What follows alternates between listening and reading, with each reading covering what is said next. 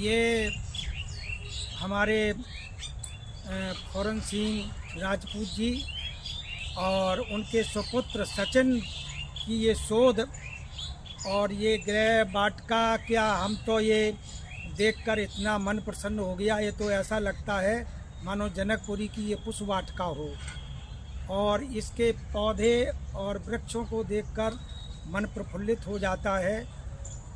और ये किसी भी कोई रासायनिक खादों के द्वारा ये पेड़ तैयार नहीं किया गया। इनकी गाय के गोबर की खाद से इन्होंने एक खेत में गन्ना भी बोया है जो प्रायः रस पिलाते हैं।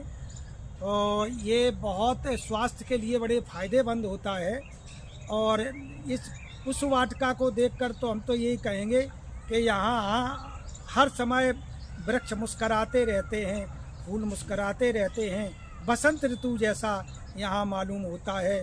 भूप भूप बागवर देख उजाई, जहाँ बसंत ऋतु रही लुभाई। तो नए नए पत्ते, नए नए फल, मन प्रफुल्लित हो जाता है यहाँ देखकर।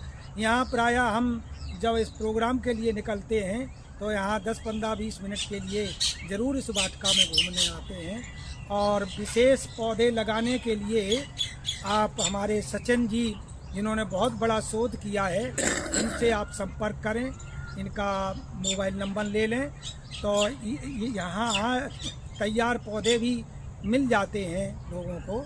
अगर आप अपने यहाँ भी वाटिका सजाना चाहें तो बहुत बढ़िया बात। प्रीतम दास रामायणी जी एक बार फिर दर्शन दे रहे हैं।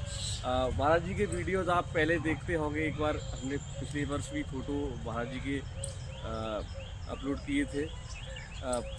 महाराज जी के बारे में बताता चलूँ, जैसे कि नाम प्रीतम दास रामायणी जी, अविराम कुंज करके महाराज जी का आश्रम है वृंदावन में, जो परिक्रमा मार्ग पे विवेकानंद आश्रम, सोहम आश्रम के पास ही कह सकते हैं। और हमारे यहाँ से 10 वर्ष पूर्व महाराज जी रामायण कहकर गए थे।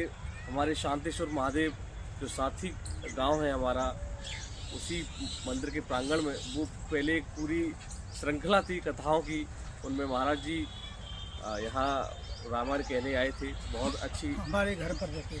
हाँ हाँ। और उस समय सभी संतों का जो रुकना हुआ करता था, जो सेवा का जो हमें अवसर मिला था, वो हमारे यहाँ ही होता था। इसी जहाँ गुड़ बनता है, जहाँ गाय बनती है, उसी आंगन में न जाने कितने संत भगवानों को भोजन प्रसादी हमने अपने हाथों से बनाकर खिलाई। और महाराज जी का भी उसी समय हमें ऐसा सौभाग्य मिला कि हमें महाराज जी की सेवा करने का हमें मौका मिला।